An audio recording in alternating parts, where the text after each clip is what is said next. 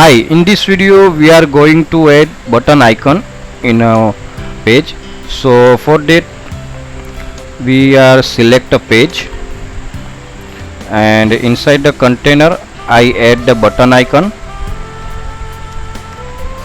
First I search. Now button icon is visible. Now select and I centralize first.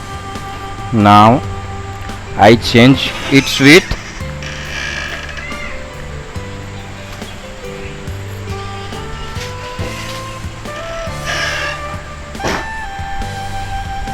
and button size I increase. I add 100. Now I wanna add action for no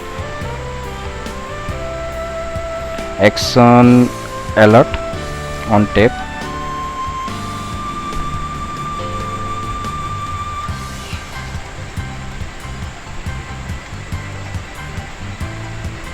Now I want to run this project.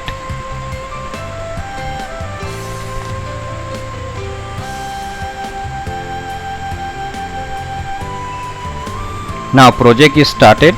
Now we can see that button icon is visible. Now I click button icon, then it is clickable, and pop-up C button icon is clicked.